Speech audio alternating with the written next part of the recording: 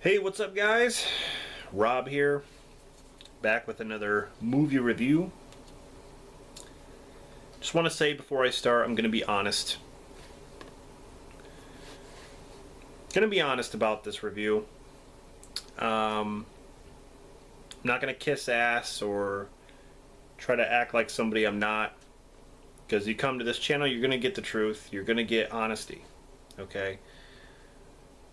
So whether you respect that or not, it's up to you. I'm not here to start a flame war or anything like that. I thought this movie was okay. I think it's a little bit overhyped. People are saying that it's the best Halloween sequel. I disagree. I think this one is the best. And still is. Hospital setting, has Laurie Strode in it. Loomis. I still think it's a fantastic sequel.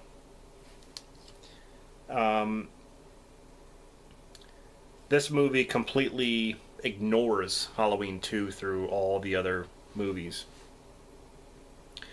I will say, this new movie is better than... I liked it better than 5. I liked it better than 6. I liked it better than Resurrection. I liked it better than the Rob Zombie film. So I'm not completely saying that it...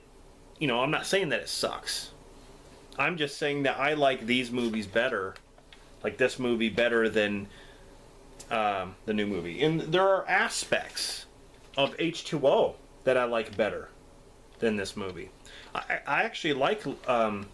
Jamie Lee Curtis's performance in this, and sometimes I like it better than the one in this movie. There are aspects of Halloween 4 that I like. So, but as a movie, as a whole, I think this movie is the best as far as sequels. That's just my opinion, though. You don't have to agree. That's fine. The thing, for me...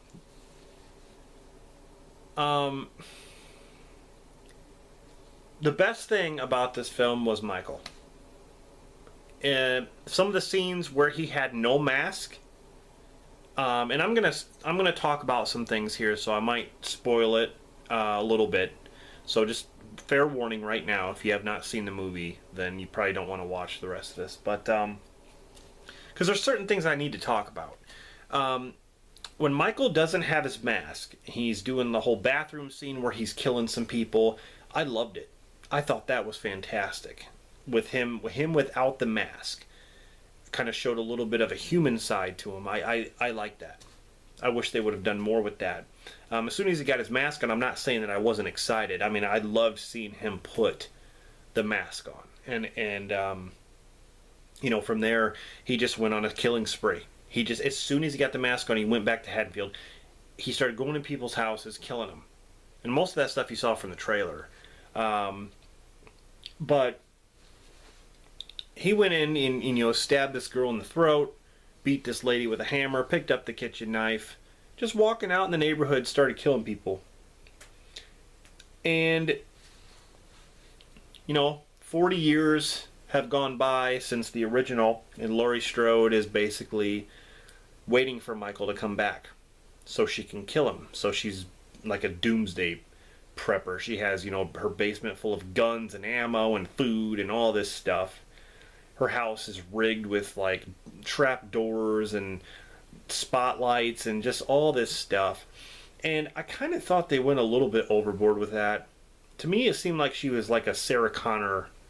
I mean, I understand she's supposed to be a tough female, right? I understand she's... when Jamie Lee Curtis does these interviews about this movie, she doesn't really talk about, Michael per se. She talks about her character with trauma. She says the movie's about trauma. And we get that. That happened in this movie. She had trauma in this movie. So... they just changed it up by her having an arsenal of weapons and preparing for this stuff so she can kill Michael. But I gotta say, there are aspects I like about this better. I mean, the whole brother and sister thing is out the window now. Like I said, they completely ignore Halloween 2 through all the sequels, but the brother and sister thing does not exist. So I think that kind of drew the characters apart a little bit, because as soon as Michael comes back, he's not hunting for Laurie Strode. He's going on a murder spree, and Laurie's actually hunting him to kill him. Michael could give two shits about Laurie Strode. And when they first meet, Michael still doesn't even care. He doesn't look at her like he did in this movie, where when they first come face to face, he's like, "Oh, I know you." Like, there was no emotional, there was no connect. I want to say, like, the characters weren't connecting in that way, so therefore there was no connection, since they're not brother and sister. I felt that kind of sucked, because it didn't really give Michael any kind of reasoning other than going around killing people just because he can and likes to, I guess. So,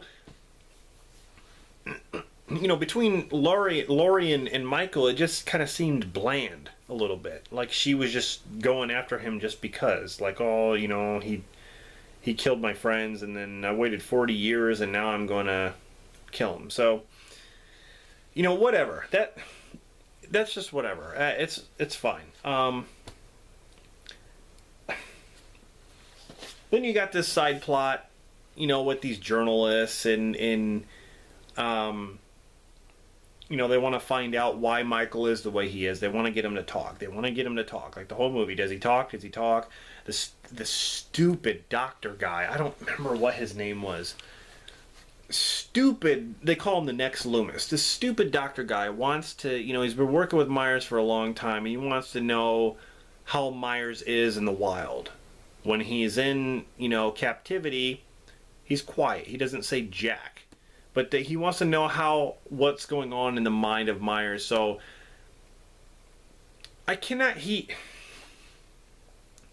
the sheriff in this, I don't remember what his name is. Will Patton. Will Patton plays the sheriff. And he's been in several movies. Remember the Titans. He's been in Armageddon. And I like him as an actor. And he plays the sheriff in this. And what a useless character, because the doctor, like, stabs him, like, in the neck, just to see what it feels like when Michael does it. They run over Michael, they get out, and the doctor stabs the sheriff, and the sheriff gets really hurt and starts to, pretty much, I don't know if he died or not, but he's sitting there on the side of the road, and then the doctor looks at Laurie's granddaughter who's in the car, and he puts on the mask. And then he's like, oh, so that's what it feels like to kill people. That's what it feels like. He wants to understand why Michael does what he does. So fucking... I'm sorry. That was retarded. Like, this guy who's supposed to be a doctor, like, wants to know what it's like, so he goes ahead and stabs somebody just to get the feeling of it? That's your feeling. That's not what Michael's feeling. Dummy. Like, honestly, I thought that was dumb.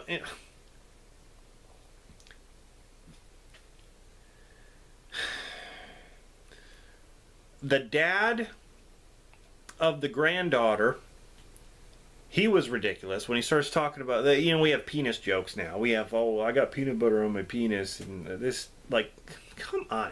They never had any of that crap in the original Halloween. Why? Was that Danny McBride who came up with that? I don't know. But that didn't belong. Some of the stuff didn't belong. Like the little black kid, everyone says, oh, he was funny. I'm sorry, like, I didn't get it. When Michael was killing the babysitter, he was running out downstairs making jokes. Like talking to the boyfriend, oh, you better not go up there, you're gonna get killed. Like, he was, like, running out, like, just making a joke about it, and the babysitter's up there gonna get killed. And he said, it didn't seem like it fit. Like, what's going on here?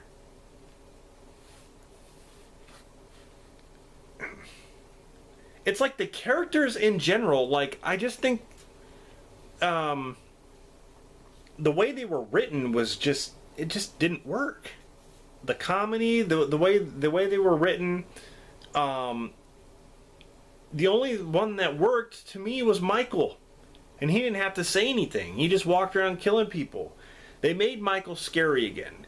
They made it, you know, they went back to the roots, which I liked. I liked the cinematography in this movie. I liked the music choices. The music was great. And like I said, I like Laurie Strode. I didn't think she was great. You know, I just thought it was a little bit over the top with her. So, you know, the typical thing, the bus crashes, all the mental patients get out along with Michael. And, you know, Michael makes his way around getting the overalls, getting the mask, and getting back to Haddonfield. And that's when Laurie goes after Michael. They have a confrontation, and then, you know, Laurie and her family are at her house, and Michael goes there and starts to terrorize them at the house. Booby trap house that's, you know, on par with Kevin McAllister from Home Alone. You know, it's like she has all these trap doors in all these rooms. There's a scene that extends way too long, though. She's trying to find Michael upstairs. Laurie, she has a gun, and she's going through each room. She shuts the door. She goes in this room. She shuts the door. She goes in this room. She shuts the door. And then, you know, they go in there's a part in the basement. You know, Michael's trapped in the basement, and they light the basement on fire. And the last shot, I did not like the ending. The last shot is Michael looking up the steps, and they're all looking at him, you know, getting ready. You know, the whole place is burning. So Laurie and the granddaughter and her daughter all go out. There's this truck. They get in the back of the truck, and they drive away. And they see the house burning. And it shows the steps again, and Michael's not there.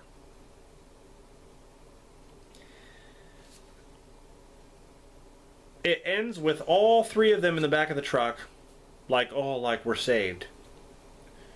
What didn't make sense about that, Laurie spent 40 freaking years preparing for this. She's so good at preparing, she has all this stuff prepared in her house to make sure that Michael's dead. And yet she doesn't stay behind to watch the house burn and make sure he's dead. She doesn't stay behind to make sure. She leaves, assuming that he's dead. What's wrong with her?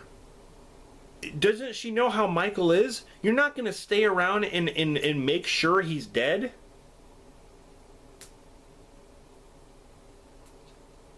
At the end, you can hear Michael breathing, which kind of hints that they're going to make another one, which, in my opinion, is a huge mistake. Is that all this was just to start making more films? When Michael's like a 60-year-old? Is that, I mean, obviously Michael could hold his own. I mean, that was proven in this movie. He could hold his own. But it just, the way it ended, it's like they were just waiting to just do a sequel. Like, they knew this movie was going to make a buttload of money. So that was the whole point of the way it ended. I mean, I'm sure there's a lot of things that were cut. I mean, there's some things in the trailer that they didn't show in the movie, which were probably deleted out of there, or going to be in the deleted scenes, or maybe there's an alternate ending. I'm actually curious to see if there is an alternate ending, but the way it ended, I did not like that abrupt ending. And like I said, don't you think Laurie would have enough brains to go back and see if Michael's body was found, or if Michael's burning, or if he tried to escape? And if that place is such a trap, you know, Jamie Lee has everything, you know, all these locks, and everything's like, you know, escape proof. Don't you think that there'd be no way Michael could get out? But when you set a place on fire, obviously the fire eats away at the building or the house, so obviously maybe he will have a way out. But we don't know how he burns because Halloween 2 doesn't exist in this universe. So,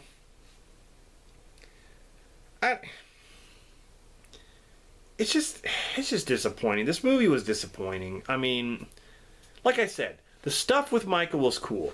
The kills were cool. The way Michael would stand in the shadows, and like they made Michael the top priority. That's what they needed to do. I just think all the other characters fell flat. And in the beginning, the first act of the movie, it was slower than hell. Like, I'm like, okay, like, come on. Like, once the bus crashed, then I started to get right back into it. The very first kill, Michael. Because it's like the original movie. Once Michael kills Judith when he's young, then it starts with Loomis. And then, when all the mental patients, they escape, they get right into it. They get right into it. So it's like in this movie, it was just a little bit slow. Like right in the beginning. But I don't know. I don't think this movie had a big budget. It's like 10 or 15 million, something like that. 10 to 15 million dollars. I mean, that's not like an overly big budget. But I like the shots, the long shots, like the cinematography where it would follow Michael, he'd kill somebody, and then he'd walk through the house, go outside, and then he'd go into the next house. It was like one long shot. That was really, really cool.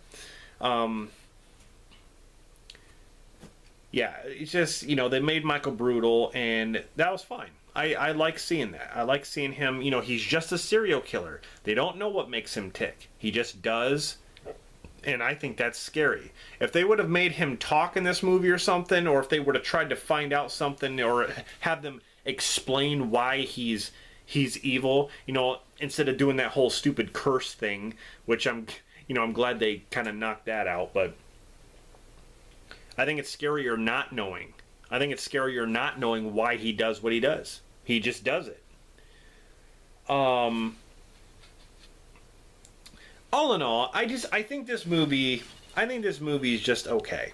I want to say, like, with the negatives and positives, it's almost like, for me, it's almost like a tie. Like, the positives don't outweigh the negatives, and the negatives don't outweigh the positives. It's almost like an equal balance of negatives and positives. So, for me, I'd give this movie, a solid 8. An 8 out of 10. Like I said, I prefer the original, and I prefer this movie over Halloween 2018. But that's just my opinion. Did I have fun in the theater? Of course I did. There were quite a few people in there, and it was an experience. Although nobody clapped in this movie when it was over. But when I saw this in the theater, people stood up and clapped. Why? Because this movie has one of the best endings ever made in a horror film, in my opinion. When she chops off his head, people were going nuts. Okay? You didn't get that same reaction with this new movie. People just kind of got up and left. It just, to me, it was just disappointing. That's it. Like I said, the movie to me wasn't great. It was just okay. So, let me know what you think in the comments. What you think about Halloween 2018. And that's another thing. I can't believe they just call it Halloween. And James Rolfe, the angry video game nerd, he did a video and he made a good point. Like, it is stupid to call it Halloween when we have Halloween. So it's like now when someone says, hey, did you see Halloween? You have to be like, 1978 or 2018?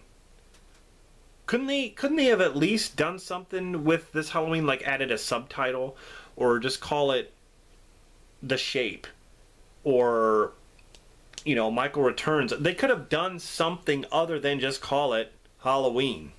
I understand it's a direct sequel to the first one, but call it something else. I thought that was really dumb. I don't know. Anyway, guys, I'm not here to start a war or anything like that. I'm just throwing my 2 cents in there, okay? If you disagree with me, that's fine. You can disagree. That's fine. Don't hate me for it. It's just an opinion, okay? Anyway, guys, thank you for watching this. Let me know in the comments what you think of this movie. And until next time, this is Rob signing off. See ya.